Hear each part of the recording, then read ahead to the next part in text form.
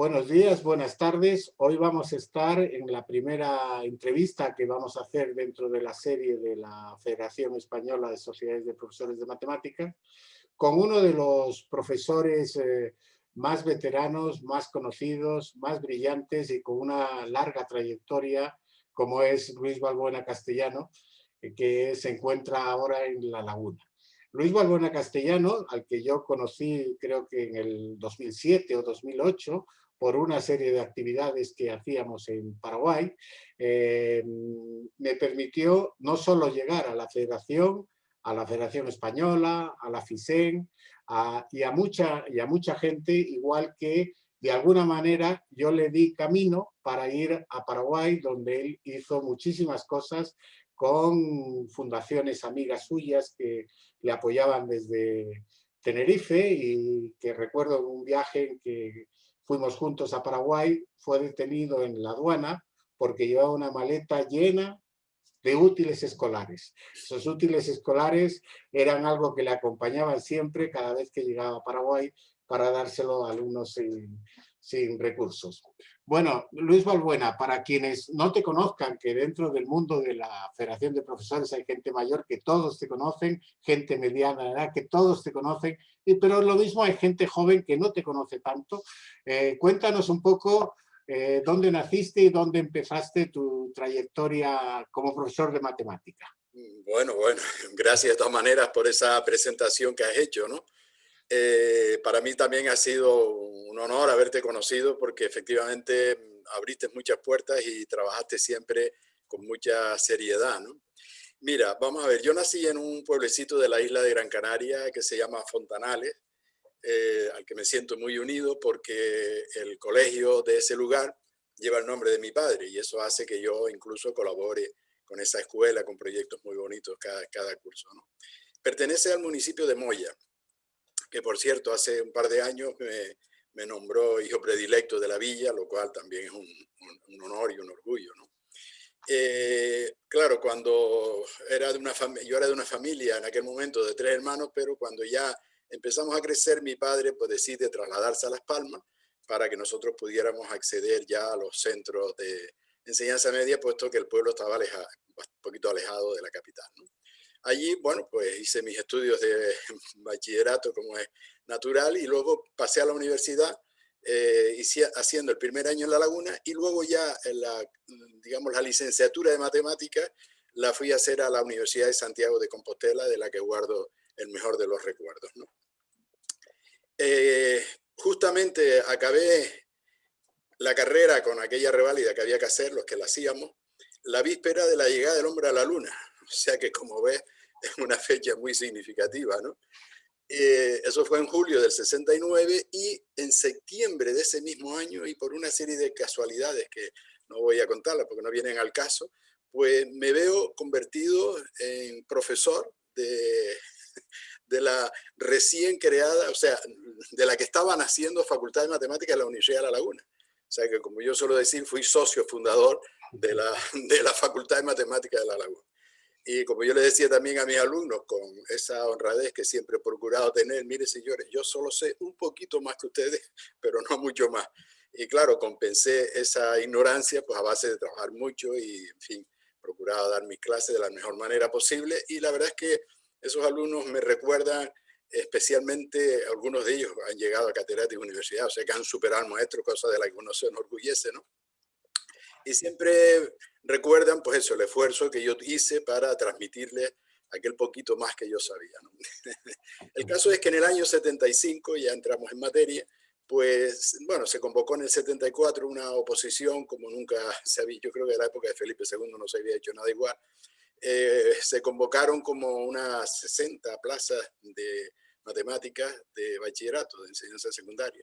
Y yo, que era, vamos, un adicto a la enseñanza media, pues me presenté y tengo que reconocer que la formación que había adquirido como profesor de la facultad me vino muy bien para sacar adelante aquella oposición. De tal manera que mis destinos ya como catedrático fueron primero en Huelva, donde estuve 2 años, que era la tierra de la que procedía mi padre, por cierto. Luego ya pasé a la isla de Tenerife, primero estuve en el Instituto de Tejina, un sitio entrañable para mí. Y por último terminé durante bastantes años en el Instituto Viera y Clavijo de La Laguna, uno de los institutos que también se creó justamente el año 69, o sea, el año que yo acabé la carrera se creó ese instituto. El caso es que ahí fue donde ya desarrollé mi última etapa profesional, donde ya me entregué y me comprometí con muchos proyectos. Tuve un seminario, bueno, seminario en aquel momento, hoy departamento, formado por una gente extraordinaria. Allí no se podía llegar y decir, mira, tengo una idea, no, dila, y al día siguiente ya estábamos todos trabajando en esa idea. O sea que fue una etapa muy bonita, muy creativa. Fíjate, por darte un dato curioso, en aquellos años nosotros nos presentamos con temas de matemáticas en 4 ocasiones al Premio Giner de los Ríos, que supongo que habrás oído nombrar, Sí. que es muy prestigioso y, en fin, que lo convoca el ministerio, pero lo financia la Fundación BBVA. Bueno, pues nos sacamos 4 premios Giner de los Ríos, de los cuales me parece que 3 eran primeros premios y otro un segundo o tercero, no recuerdo, pero vamos, quiero decirte que trabajamos con mucha ilusión y con mucha entrega y, bueno, recibimos ese reconocimiento, ¿no? Eso sería, digamos, la parte académica. Luego ya está la parte, digamos, organizativa, que es la que creo que tú querías que te expusiera, ¿no? Y es que en el año 77, recuerdo que el dictador había muerto en el 75 y era una etapa como de mucho movimiento, de mucha efervescencia de cosas, ¿no? Y nosotros veíamos cómo nuestros alumnos tenían serias dificultades para acercarse a las matemáticas, para entenderlas, nosotros para explicarlas.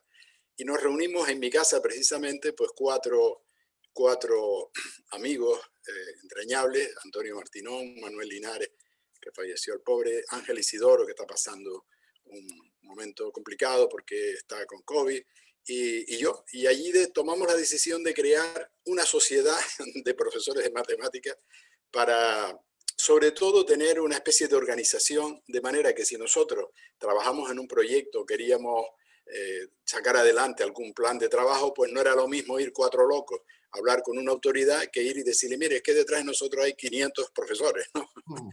Y aquello fue el germen de la sociedad y la verdad que yo creo que fue una decisión afortunada por la repercusión posterior que tuvo, ¿no? Y ahí me ves a mí como primer secretario general de aquella organización neonata, sin precedentes, sin saber muy bien lo que había que hacer, sin saber muy bien lo que era la educación matemática, y tirando para adelante, tirando del carro. Pusimos inmediatamente en marcha un boletín, una revista, la revista Números, que supongo que conocerás.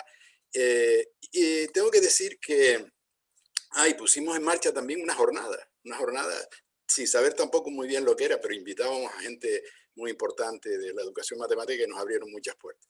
Y yo siempre suelo decir que el antes y el después casi lo marca la asistencia de 2 socios, de 2 comisionados, Manuel Fernández, que en paz descanse, y yo, al Congreso de Berkeley, el UNICME, se hizo en Berkeley en el año 80.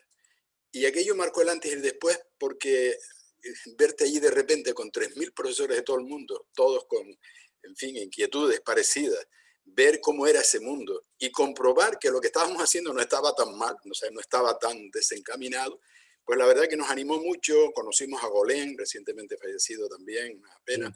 En fin, el caso es que aquello ya fue un poco, digamos, la puesta de largo, ¿no? Y a partir de ahí, pues ya sabes que se crearon sociedades en Aragón, en Andalucía, Navarra, etcétera, de tal manera que al final decidimos, porque era lo lógico, hacer trabajos en paralelo, digo en serie, no en paralelo, y creamos la federación. Federación de la que estuvo Florencio Villarroya, de secretario general de aquella parte, de aquella etapa inicial, y luego yo asumí también la secretaría general durante unos cuantos años y tuve el gran honor de tener de presidente a Gonzalo Sánchez Vázquez, tan recordado. Y luego ya en el año 95, doy estos datos para que se sitúe un poco la gente en el tiempo, ¿no? En el año 95 un CIAEN en Santiago de Chile, y allí fuimos, entre ellos Gonzalo también, Cito Romero, y yo, pues un poco para vender el INME que se iba a hacer en Sevilla en el 96, pero aprovechamos la situación para que hiciéramos una reunión con los líderes de las sociedades que había por allí, por Iberoamérica, que casi todas eran incipientes, casi todas estaban empezando. Y bueno, hablamos de la idea de crear una federación y lo que allí se dijo es que, bueno, que eran sociedades que realmente estaban empezando, no sabían muy bien de qué iba la historia, que era mejor esperar un poquito. Total que yo me encargué de mantener un poco encendida esa llama y cada vez que había alguna reunión por ahí, bien fuera en Cochabamba, en Salta o donde fuera, hacíamos una reunión con el fin de mantener encendida esa llama y esa esperanza de crear la federación. Y la ocasión llegó.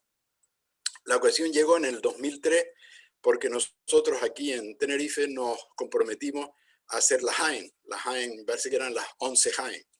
Y entonces, bueno, hicimos un esfuerzo, incluso llegamos a, aunque algunos colegas no estuvieron muy de acuerdo, pero bueno, el caso que nos permitió, o sea, quiero decir que hicimos hasta una venta de loterías para sacar dinero, porque la idea era traer a Tenerife a los presidentes o presidentas de las sociedades iberoamericanas y lo conseguimos. De manera que en julio de 2003 se creó la Federación Iberoamericana de Sociedades de Profesores de Matemáticas, de la que también fui primer secretario general. Celia Carolino, que era esta brasileña, una mujer entrañable, también fallecida, pues fue la primera presidenta de esa federación. Y bueno, ahí está, aquello empezó a marchar, empezamos a hacer cosas y demás, y tuve la suerte de ser sustituido por Agustín Carrillo, que es un tanque, eso es como un Leopard de esos alemanes, ¿no? Si hay que subir una pared, la sube, yo no he visto una cosa igual, y además es un especialista en cuestiones informáticas, que era una de mis debilidades, y él ha sabido pues, hacer que la FISEN pues, sea hoy un ente vivo, y además anuncio, porque no sé si esto tú lo sabes, que es probable que tengamos un miembro más en El Salvador.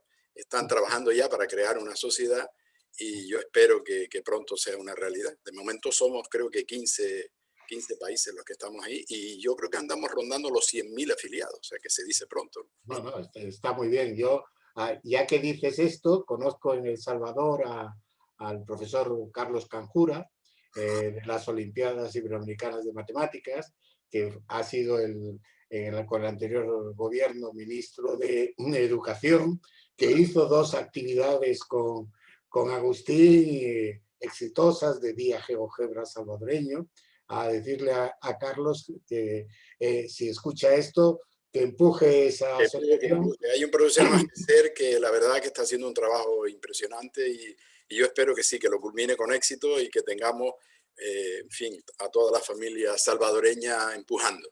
Yo estoy seguro que no solo eso, sino que también hay caminos que también empezaste a abrir yendo a Cabo Verde, con lo cual tenemos una excelente relación, tanto la gente de la Federación Portuguesa como la española, con su Instituto GeoGebra, que además se ha extendido a Mozambique, se ha extendido a Angola, y camina adecuadamente gracias a un motor tipo Agustín que encontramos en Cabo Verde, que es la profesora Astrigilda, que con José Manuel dos Santos están haciendo una gran labor. Bueno, vamos a cambiar. Quiero hacerte dos preguntas. Una, aunque sea brevemente, cuéntanos un poquito tu experiencia, que no todo el mundo conoce. Bueno, él ha dicho algunos de sus galardones. Hay otro galardón que es uno de los últimos, que es el premio del gobierno de Canarias que recibiste hace 2 o 3 años en el Día de Canarias, que fue para toda la comunidad de profesores toda una alegría. Y eso es, en parte, una culminación, una trayectoria, no solo de profesor de la Facultad de Matemáticas recién nacida en La Laguna, de los institutos por los que has pasado, sino también por haber sido consejero de Educación de Canarias, que es como el ministro de Educación de las islas. ¿Qué hacía un profesor de matemáticas en una consejería de Educación? ¿Cómo llevaste aquello? Bueno, la verdad que fue un trabajo impresionante del que guardo el mejor de los recuerdos, aunque también tuve mis momentitos de tensión y demás, pero vaya, puestos en la balanza, digamos que los aspectos positivos y agradables son superiores a los menos agradables, ¿no? Bueno, pues la autonomía canaria se fundó, se creó o se decretó, la ley o como se quiera llamar, en el año 83, ¿no? Y entonces, pues, cuando recordarás que en octubre del 82 fue aquel gran triunfo que tuvo el Partido Socialista. Sí. Y a mí me vinieron a ver, porque no estoy afiliado al partido, pero me vinieron a pedir colaboración, porque claro, llevaban mucho tiempo sin tener cuestiones de gobierno y estaban buscando personas que quisieran comprometer, y les dije que sí, con una condición, y es que me ofrecieran algo de lo que yo supiera, que no me ofrecieran algo de lo que no tuviera ni idea. Total que me ofrecieron la delegación de educación del ministerio aquí en Tenerife. Y claro, les dije que sí, eso fue en octubre, pero en mayo del 83 se hacen las primeras elecciones autonómicas y es presidente del gobierno Jerónimo Saavedra, una persona extraordinaria, a la que yo conocía justamente por haber sido PNN en la época del penenado, como le llamo yo, de la universidad. Él era el representante por derecho y yo era el representante por ciencia, y nació ahí una amistad y un afecto pues que perdura, como es natural. Total que me ofreció la posibilidad de coger la consejería. Yo ya sabía que el sistema educativo canario estaba bastante deficiente, ¿no? Por ese tiempo que estuve de delegado, como te decía, pero claro, no podías decir que no a aquella llamada y a aquel compromiso. Entonces le puse dos condiciones que él, muy, en fin, solícito, me aceptó. La primera es que si yo veía que aquello me quedara largo, pues que me dejara ir sin intentar persuadirme. Y la segunda, y esta es la clave, o esta es una de las claves, que me dejara elegir el equipo de trabajo. Lo pensé un poquito, me dijo que sí, y ahí está, pienso yo, que la clave de aquel trabajo, porque busqué personas de mi entorno preparadas, digamos que con una fidelidad fuera de toda duda, y aquello, en fin, el trabajo que hicimos durante aquellos 4 años fue muy intenso, porque estábamos creando la consejería, estábamos creando la autonomía. Y además tuve la gran suerte de que Jerónimo, como persona culta y, en fin, persona con unas ideas y una visión extraordinaria, declaráramos la educación como tema de trabajo preferente en aquel gobierno. Y yo doy un dato que a veces hay personas que lo dudan, pero puedo dar fe de que es así. En aquellos 4 años fuimos capaces de crear 302 colegios, entre colegios nuevos, que fueron muchos, y aquellos colegios ya totalmente obsoletos que había que renovar, y que a través de un proyecto que se llama una cosa que le llamaban el RANC, pudimos hacerlos prácticamente nuevos, y hicimos 302 colegios. Pero aparte de eso, y esto es también otra parte interesante, pues supimos a través de todas estas personas que, ya te digo, me acompañaron en el equipo, pues crear condiciones para que, por ejemplo, la didáctica de las asignaturas pues se promoviera. En fin, promovimos y pusimos en marcha todo un montón de actividades tipo comedores escolares, transporte escolar, todo eso en fin, hicimos un trabajo extraordinario de crear ilusión incluso en el profesorado, de tal manera que durante mucho tiempo aquellos programas se siguieron desarrollando, a pesar de venir, digamos, partidos de otra ideología a hacerse cargo de la educación, pero se mantuvieron, y eso yo creo que le dio una cierta solidez. Hoy existe incluso una ley canaria de educación, y la verdad que fue un trabajo del que me siento muy satisfecho, ¿no? Sobre todo por eso, por haber sido acompañado de esas personas, ¿no? Y bueno, sí, ya que lo he nombrado, pues ahí queda, No, ¿no? a mí me parecía importante. Y luego te había dicho que había otro tema que quiero destacar. A mí me parece que ese camino que iniciasteis en esa prehistoria del asociacionismo de profesores, por desgracia no ha sido tan acompañado por otras disciplinas. Es decir, la fuerza que tiene la Federación Española de Sociedades de Profesores de Matemáticas y todas sus sociedades no lo tienen en otras disciplinas. Los profesores de matemáticas creo que sois todo un emblema, y quizás las autoridades que recientemente, hace 2 años, lo reconocieron dándole la banda de Isabel, de Alfonso, no sé si es Alfonso X o Isabel la Católica, Alfonso X, Alfonso X el Sabio, es todo un reconocimiento a una trayectoria de cientos de profesores que habéis trabajado en las distintas sociedades que se empezaron a gestar en esa época que nos contabas. Yo, como espectador, parte dentro, parte fuera, porque yo soy miembro de la sociedad Tales, porque me considero andaluz de adoptado. muy potente. Potente.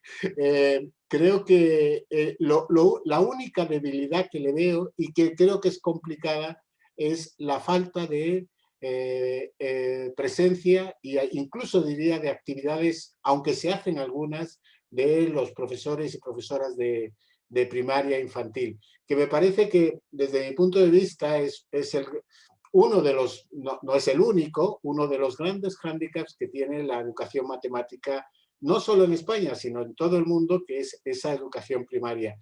Yo te pediría que le aprovecharas este momento para animar a todas aquellas profesoras y aquellos profesores de primaria a que se unan a la sociedad de profesores de matemáticas de su región, de su comunidad autónoma, para que sea mucho más activa, pero activa con, digamos, con testigos de cargo, con testigos que lo están viendo el día a día en la enseñanza de la matemática, que me parece que la primaria es un punto clave que nos va a ayudar mucho a mejorar y a hacer la matemática una matemática mucho más cordial de lo que es ahora cuando un niño de eso se enfrenta por primera vez a la X y se le viene el mundo encima y esas cosas, ¿no?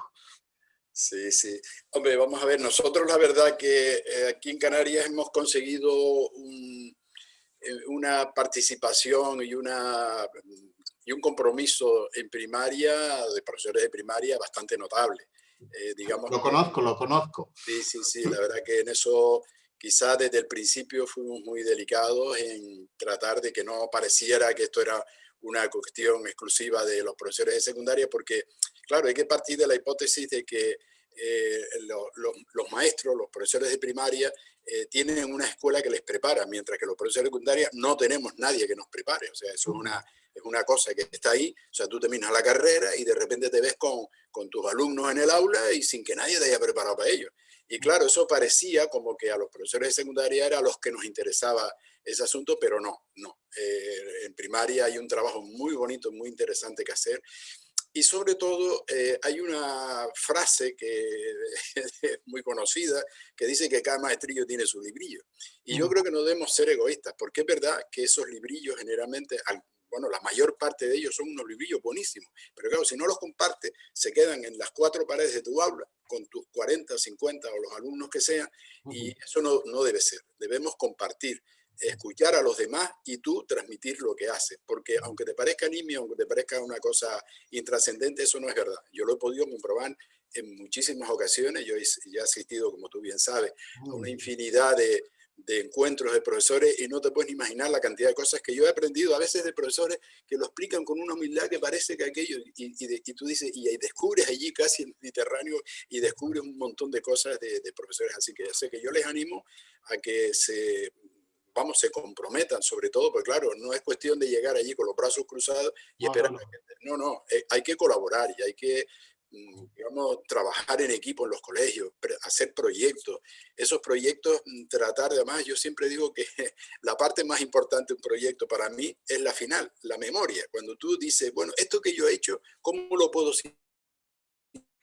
en 10 páginas, en 4 páginas o en una charla? Esa es una parte muy importante. Entonces, asistir a las jornadas que se hagan, a los cursos que se están haciendo, que además afortunadamente son bastante abundantes, y desde luego no, en fin, no creer que en esos sitios además te vas a encontrar con la solución de tus problemas, ni hablar, vas a tener que seguir, pero aquellas soluciones que tú has conseguido tienes que transmitirlas a los demás. Además que yo les animo a que colaboren, a que trabajen, a que se afilien, a que estén pendientes de las revistas que se publican, revistas tan prestigiosas como Suma, por ejemplo, o la revista de la FICEN, la revista Unión, donde hay ya centenares de trabajos que estoy absolutamente seguro de que entre ellos hay siempre alguno que te viene bien, para un tema, para una actividad, etcétera, etcétera, ¿no? Así Ah, que compartir, compartir. creo que has dicho un tema fundamental, que es la importancia que tiene que los profesores escriban sus ideas, sus experiencias. Quizás no sean investigaciones con el rigor, entre comillas, académico, metodológico que puede tener un profesor universitario, pero tiene mucha más vida, mucho más sangre, aquello que describe un profesor, aquello que ha experimentado un profesor, porque lo han experimentado el profesor y unos alumnos. Y ahí no había nadie más que unas paredes de clase y poco más. Y yo añado a lo tuyo que los profesores, las profesoras de primaria escriban y cuenten lo que hacen. Y para eso están los encuentros tipo Jaén, tipo los CIBE, en los cuales pueden ir y exponer sin miedo y seguro que van a encontrar gente con líneas de trabajo parecidas y formar pequeños equipos en los cuales puedan animarse. Y yo entro aquí en tu faceta de escritor y blog. Yo te he leído muchísimas cosas, hay muchos libros, pero hay algo que me encantó, creo que lo debiste escribir un poco antes de celebrarse el CIBEN de Madrid, de 2017, y creo que fue incluso con motivo del CIBEN, que era un dodecálogo de la educación matemática. Y quisiera ya, para ir cerrando nuestro encuentro de hoy, que espero que lo podamos repetir porque hay muchas cosas que estamos dejando en el tintero, yo te voy a ir enunciando aquello que escribías y tú lo expliques con tus palabras visto hoy, que son 4 años más tarde, donde quizá ha ocurrido algo muy extraño, que es esto de la pandemia ha hecho que la educación se revolucione un poco más, porque muchas de las cosas que dábamos por hecho, que estábamos acostumbrados a realizar de una manera, de repente nos encontramos exactamente hoy, hace un año, en cosas totalmente diferentes, donde nada de lo que estábamos acostumbrados lo podíamos hacer, donde aquello de poner a los chiquitos y chiquitas juntos en mesas cercanas y demás, se acabó. Ahora hay que respetar el metro y medio. Aquel testimonio de lo que estamos diciendo, que es verle la cara y la sonrisa, pues ya no la podemos ver. Hay muchas cosas que han cambiado, pero pese a todo creo que tiene toda una vigencia y que yo te pediría que de cada uno de ellos que yo te voy a ir citando, espero que te acuerdes de aquello que escribiste, nos lo desarrollaras un poquito para que le llegara a todos. Y el primer punto es algo que todo el mundo ha visto en esta charla, en lo que llevamos de charla. 1, trabaja con ilusión. Bueno, vamos a ver. Quisiera como cosa previa, de todas maneras, antes de entrar en ese, 2 palabritas simplemente para hacer una alabanza, porque no puede ser de otra manera, a los maestros y maestras, profesores y profesoras que en menos de 12 horas pasan de profesores de aula a profesores virtuales. Aquello para mí fue una heroicidad impresionante y siempre dije que aquellos aplausos que nosotros dábamos con toda sinceridad a los sanitarios por el trabajo que estaban haciendo, yo lo daba también a los maestros y maestras, sobre todo, bueno, a todos aquellos profesores que en 12 horas se convierten en profesores virtuales, ¿no?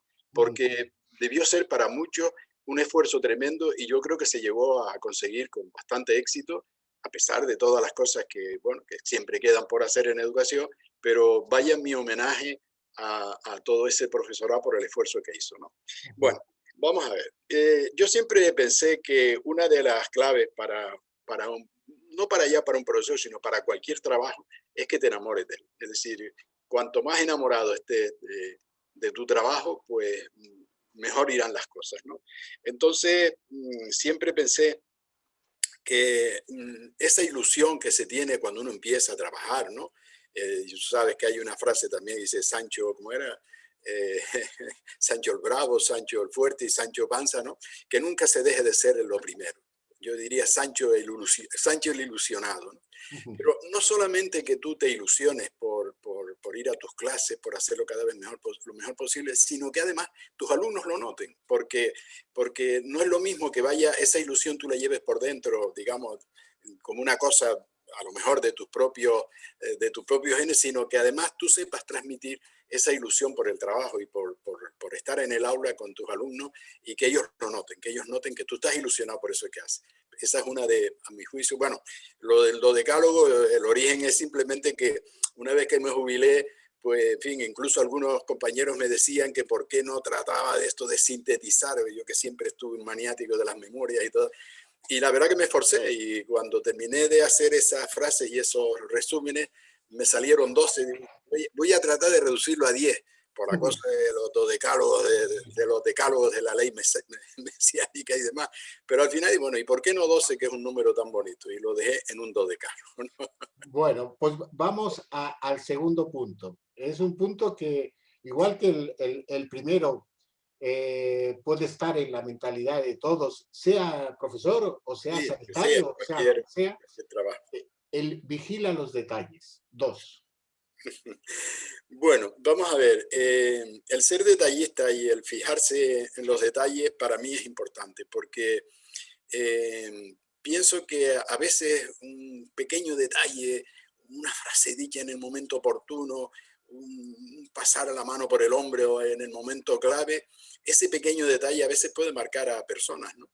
Y por eso pienso que el detalle es importante para un profesor. Insisto que muchas de estas cosas son aplicables a todos, pero para un profesor que trata con personas, sobre todo personas que están en periodo de formación, eh, sin perder de vista además que los alumnos son muy detallosos también. Los alumnos a nosotros nos miran y miran todos los detalles, cómo vestimos, si venimos enfadados por esto, si, qué es lo que nos satisface, qué es lo que nos irrita, etcétera, ¿no? Ellos se fijan mucho en esas cosas, pero nosotros también debemos fijarnos en nuestros alumnos. Ellos están ahí, son personas, tienen su mundo, tienen su entorno y no podemos pasar de ellos. Y por eso los detalles para mí son importantes. El coger a un alumno que a lo mejor un día te hace algo inesperado, que tú, hombre, qué bien, cómo lo has hecho, oye, cuéntame, tal, en fin, un alumno que tú sabes que el hombre trabaja, pero que le cuesta y un día que aprueba saca un 6, oh, pero en fin, todos esos detalles de trato humano,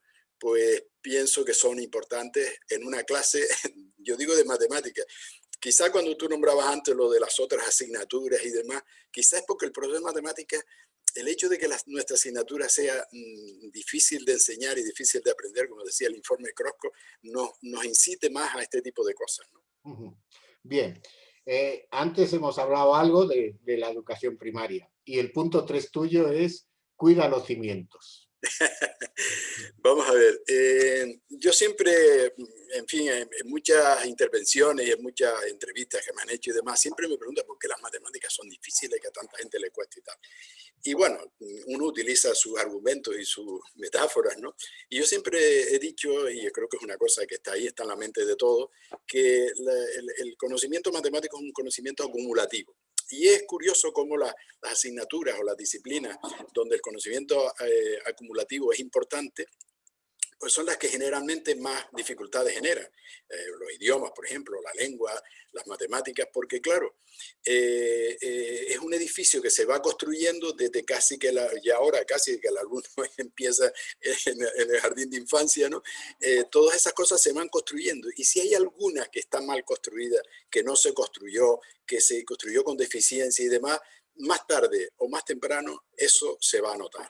Por eso el profesorado debe ser consciente de que eso es así y el alumnado, yo cuando, en fin, le digo esto sobre todo ya a chicos que están a lo mejor al final de primaria, y ustedes también se dan cuenta que cosas que pensaron que el esquema era, el profesor lo explica, yo lo estudio, yo lo apruebo y yo me olvido.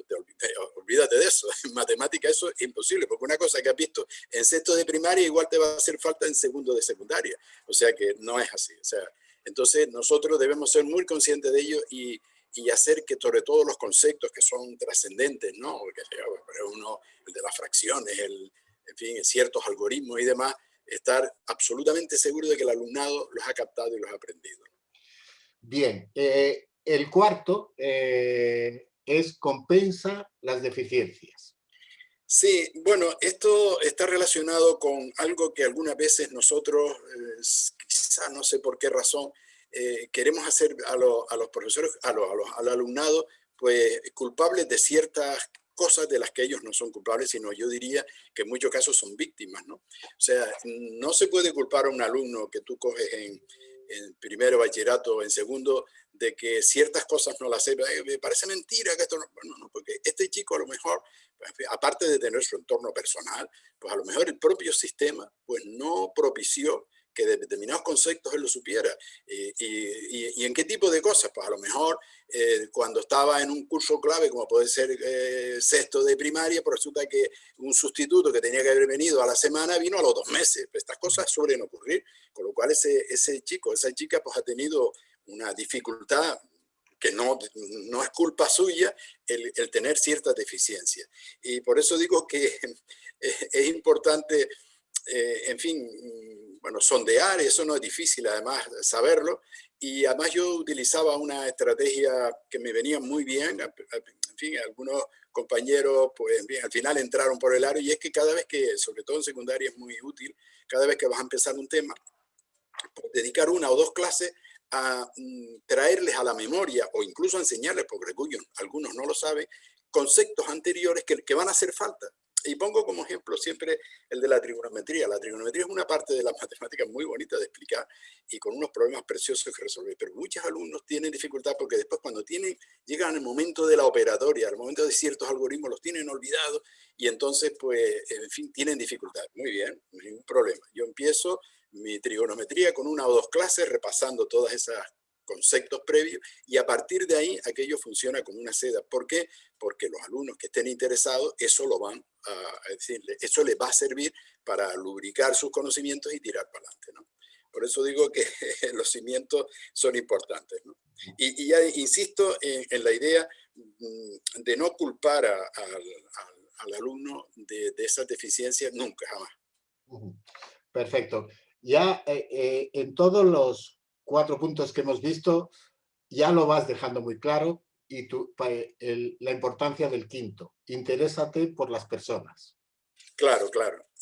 Yo, desde luego, siempre practiqué el principio de que lo que tenía delante son personas. Y los que trabajamos con personas, no solamente ya a nivel de estudiantes, sino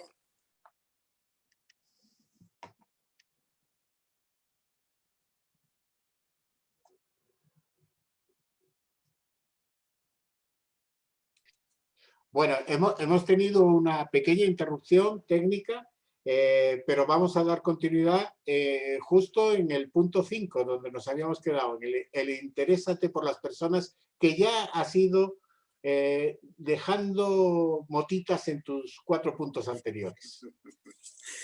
sí, bueno, efectivamente, yo creo que ya lo comentaba, ¿no? Que los que trabajamos con personas, yo creo que es un plus, incluso el saber que tenemos, en fin, gente delante, no máquinas ni cosas abstractas, sino personas, ¿no?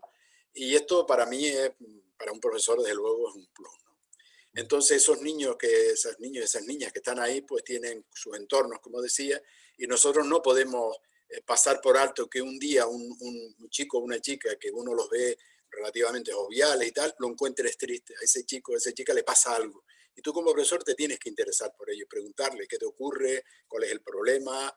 Y en general la respuesta suele ser positiva porque suelen ser chicos que a lo mejor tienen un problema, qué sé yo, que se le murió su abuelito, que la chica que le gusta le dio calabaza, en fin, cosas de ese tipo que en esas edades son muy fuertes y que uno está ahí para apoyarles y para ser comprensivo, incluso echarle una mano si hace falta o lo necesita, ¿no? Muy bien.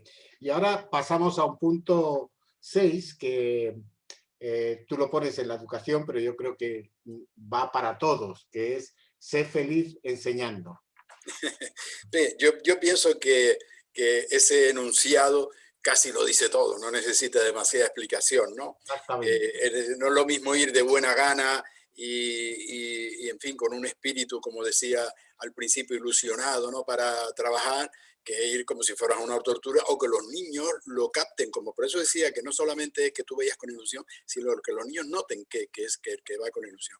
Hay un índice que yo suelo poner como elemento de que uno lo hace bien y que es feliz cuando suena la sirena o la campana o lo que sea. ¡Ay, pero ya se fue la hora! ¡Caramba! Pues me ha hecho corto el tiempo. O sea, yo creo que son pequeños índices que debemos tener en cuenta para que en fin, esa felicidad se transmite. Y hay otro pequeño detalle que yo utilizaba mucho, y que era cuando tienes el típico alumno este que le cuesta o que es medio rebeldillo, en fin, estas cosas que son propias de la edad y de un colectivo heterogéneo como un alumnado de un curso, ¿no? Pues intentar ganártelo buscando cuál es su mundo, qué es lo que le interesa a él, qué es lo que le gusta, y entonces adquirir algún compromiso. Mira, pues yo te voy a dar un cuarto de hora un día para que tú nos expliques eso que parece que tú manejas también. Yo me acuerdo un chiquito que, ¿te acuerdas cuando se puso aquello del triángulo de las Bermudas? Yo lo escuché hablando del triángulo de las Bermudas. Oye, ¿nos vas a explicar en clase? ¡Wow!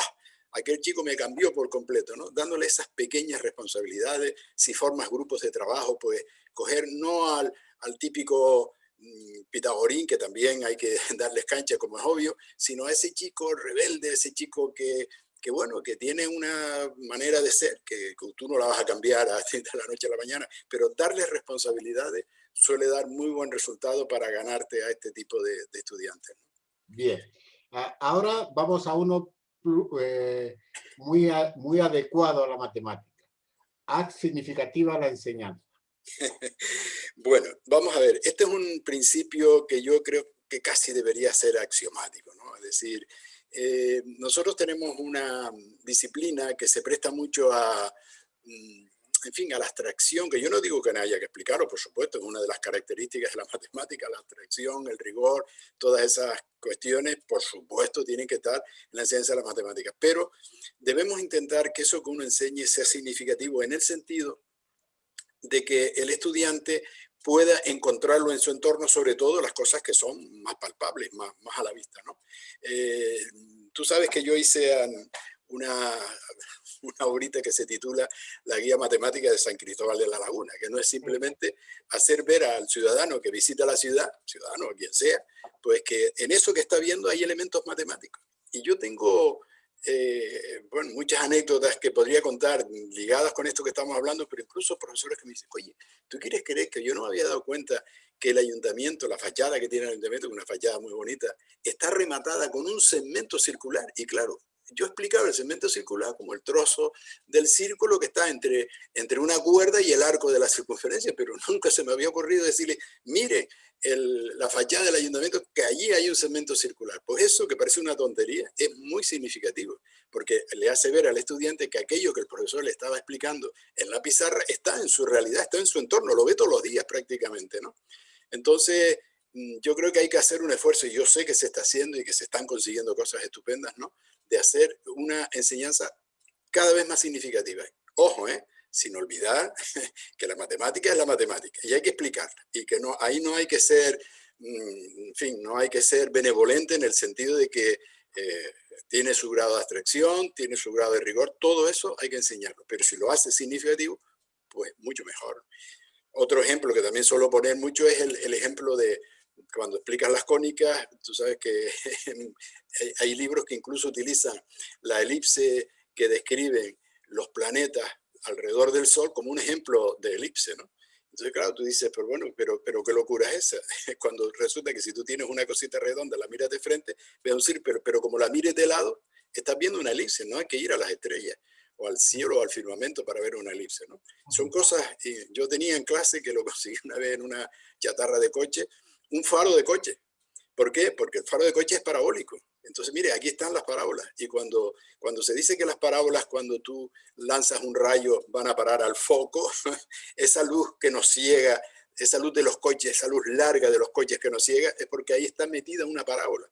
Y claro, eso indudablemente hace una enseñanza más significativa. La parábola se va a estudiar igual, toda la ecuación, en fin, todo lo que existe en torno a la parábola, pero el alumno ya sabe que la parábola está en su entorno cotidiano.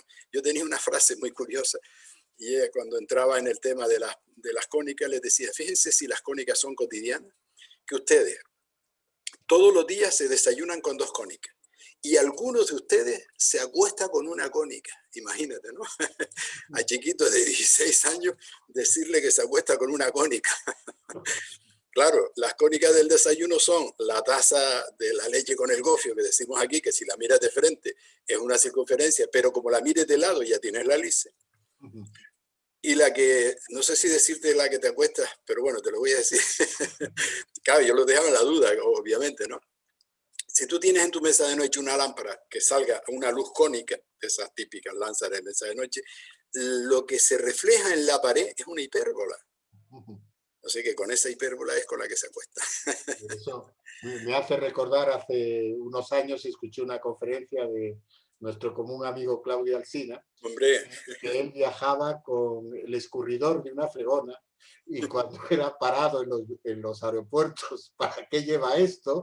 Él explicaba, pues eran los tiempos de retroproyector, porque lo ponía sobre el retroproyector y ahí sacaba todo tipo de figuras con claro, el escurridor de una fregona. sí, Bien, casi nadie. ahora vamos al punto 8, que es el único punto en el que usas una palabra que no es de uso cotidiano. Todas las demás son de uso cotidiano. Sé pedagógicamente ecléctico. Bueno, todo eso está pedido prestado de otras disciplinas, ¿no? En fin, el arte ecléctico, no. Vamos a ver, esto tiene su importancia desde mi punto de vista, claro. Vamos a ver. A veces aparecen teorías o alguien intenta vender teorías que las venden como si eso fuera la panacea para resolver todos nuestros problemas, todos los problemas que uno tiene en el aula. Y yo he llegado a la conclusión de que eso no existe.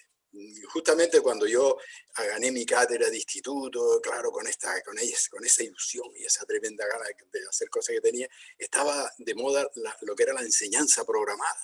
Y aquello parecía que era, esto resuelve todos los problemas. Pues no, no. Eso te sirve para un determinado perfil de alumnos, para un determinado perfil de materias y demás, pero no te resuelve todos los problemas. Entonces yo lo que vengo diciendo desde hace mucho tiempo es que el profesor de aula, los que estamos en el aula, debemos ser un poco esponja. Es decir, nosotros debemos recoger todo lo que viene.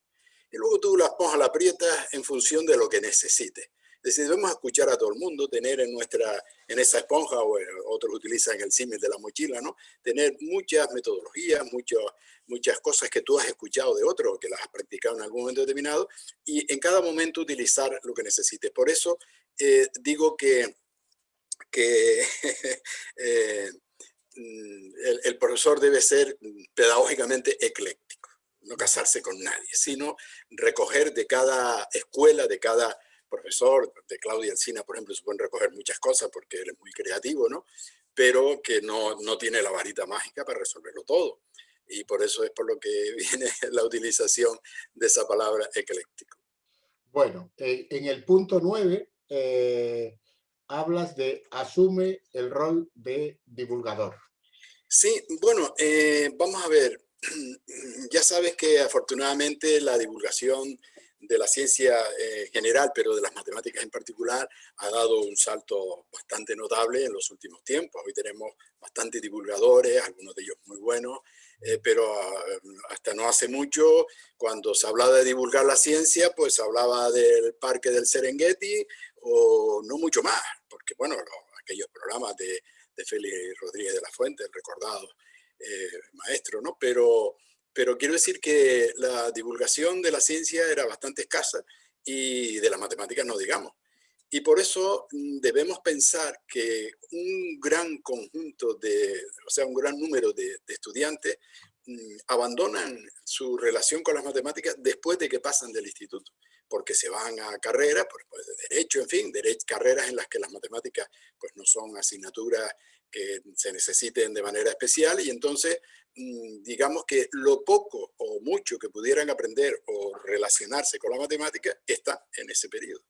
Entonces nosotros no solamente debemos enseñar esa matemática que obligatoriamente tenemos que hacer, porque para eso es para lo que nos pagan, sino que además debemos hacer ver a los estudiantes que la matemática es algo más, que está en muchos sitios, que hay muchas actividades que están ligadas a las matemáticas y que les quede esa idea de divulgación que todo divulgador intenta construir con su discurso, ¿no? Es decir, hacer ver que las matemáticas están ahí.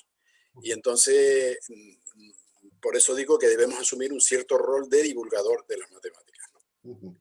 Sí, estoy totalmente de acuerdo contigo. Creo que el tiempo en los cuales a divulgar solo se atrevían los grandes, como Miguel de Guzmán, que era un Claro. adelantado de la divulgación, pero en aquel tiempo divulgar matemáticas no lo hacía más que él, poco más. Es decir, en cambio ahora hay una comunidad de divulgadores mucho más grande y lo que hablo de matemática vale para cualquier otra disciplina científica y la divulgación empieza a ser mucho más valorada de lo que era antes. Afortunadamente, sí. Luego tenemos el punto 10, sirve de referencia. Sirve de referente. Bueno, eso se refiere a que el profesor debe ser un modelo de profesional. En definitiva es lo que viene a decir ahí, ¿no? O sea, que sirva de referencia de tal manera que el alumno aprecie lo que son los aspectos éticos, los aspectos no exclusivamente científicos, que también, lógicamente, ¿no? Ese valor siempre lo doy, por supuesto, sino que además de eso, en fin, somos personas que estamos... que tenemos que discurrir por unos principios que nosotros debemos transmitir a unos chicos que además están en formación y que ellos buscan modelos.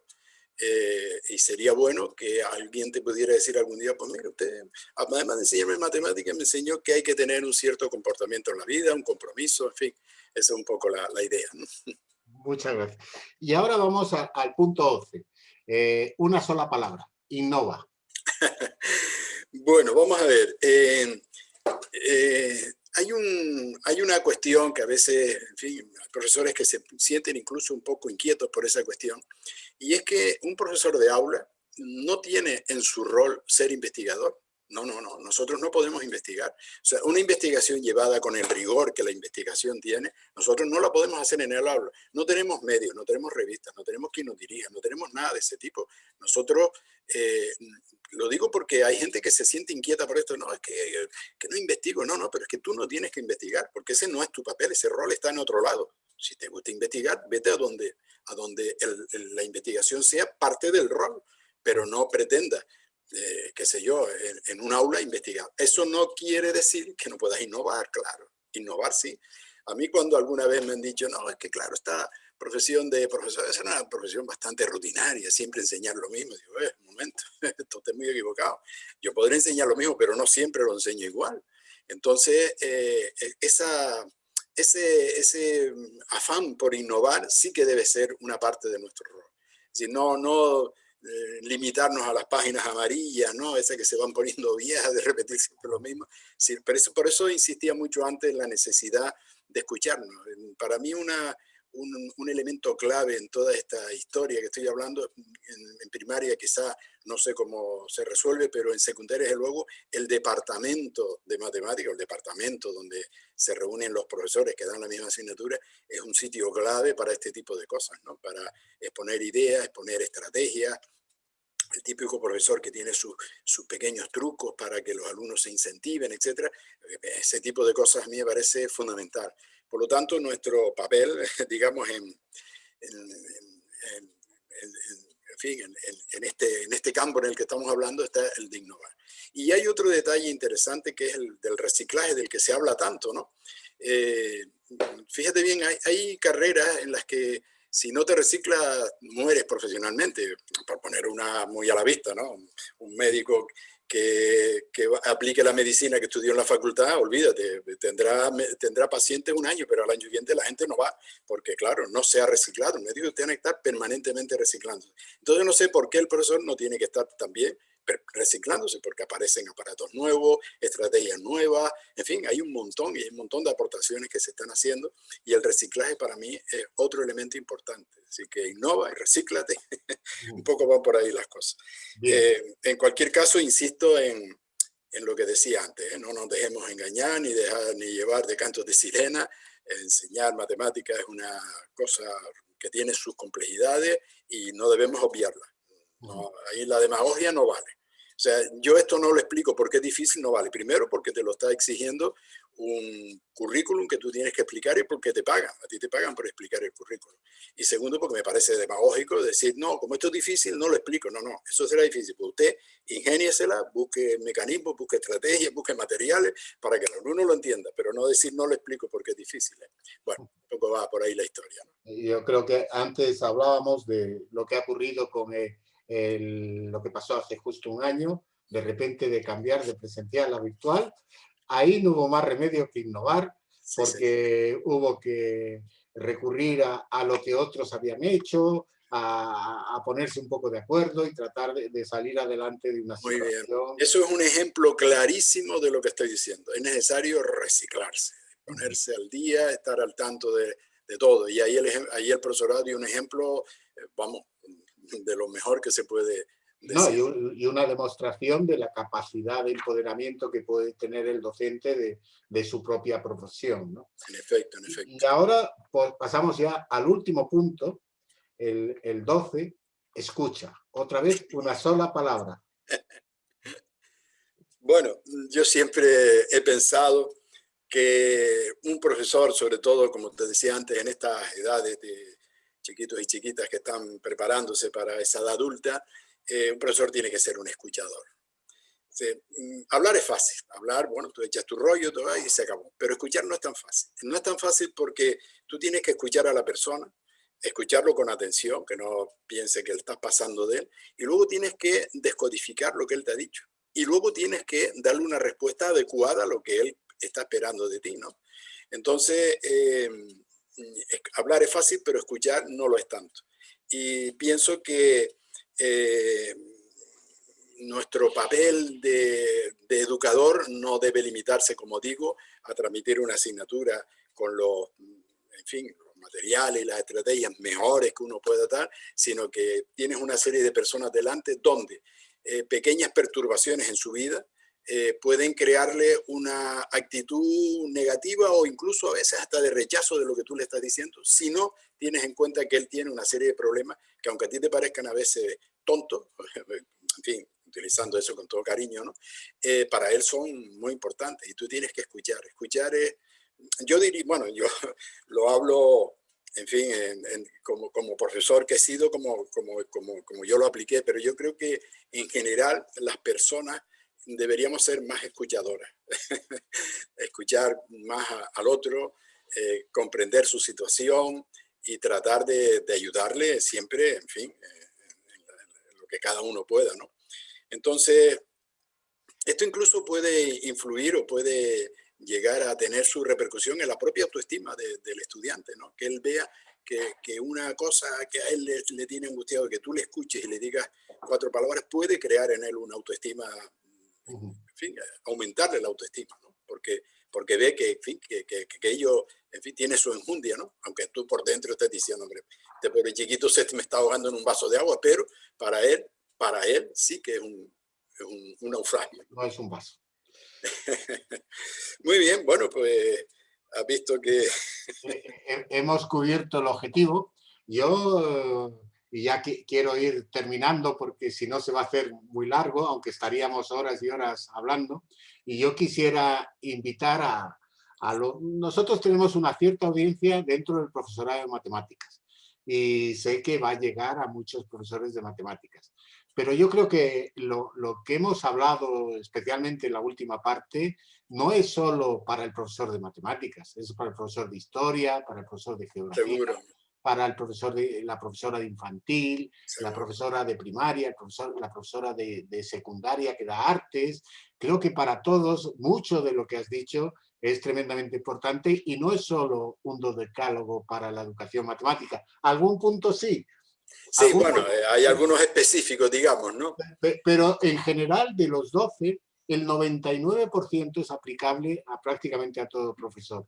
Y yo creo que para todos, en nombre de un poco de la educación, quiero agradecerte haber logrado esta síntesis de lo que es y debe ser un profesor, que creo que es algo tremendamente interesante. Invitaría a todos los profesores de matemáticas que ayuden a que esto lo vean profesores de otras disciplinas, colegas suyos de su centro, Bueno, hombre, por supuesto del departamento, pero más allá del departamento, del centro, para todos, incluso para todo actor educativo, no solo aquellos que ejercen la docencia, sino aquellos que están en un centro desempeñando otros roles que también son muy importantes y que sin ellos el centro no funcionaría. Yo creo que ha sido un enorme placer charlar contigo. Espero que a la gente que lo escuche le guste y un poco se apasione mucho más por su profesión en la cual hay muchísimo que hacer y muchísimo que construir. No sé, Luis, si quieres no, cerrar no, una cosa. y muchos elementos para ser feliz. Bueno, hombre, yo te agradezco mucho esa valoración. Yo desde luego quiero que quede claro que en ningún momento pretendo ser dogmático. Todos estos puntos son discutibles, todos están abiertos a que cada cual aporte mejor, en fin. Pero yo creo que fueron fruto de mi experiencia, una experiencia, pues, yo creo que bastante comprometida, vista ahora con cierta objetividad ya y con lo que nos dan los años y el tiempo, ¿no? Quizás mi única autoridad sean los años, ¿no? Y al haber tenido una enseñanza, una dedicación comprometida por el tema educativo, ¿no? Y no solamente ya en la parte, digamos, específica de mi asignatura, sino que también me vi involucrado en cuestiones políticas, pero bueno, fue una legislatura muy interesante donde aporté en la educación también todo lo que pude, ¿no? Muy bien, pues muchas gracias por por tu atención en el sentido, por haberme prestado esta atención y afortunadamente como no tenemos posibilidad de estar uno pegado al otro, no me puedes tirar ningún tomate, o sea que No, no, no. una cosa a agradecer también.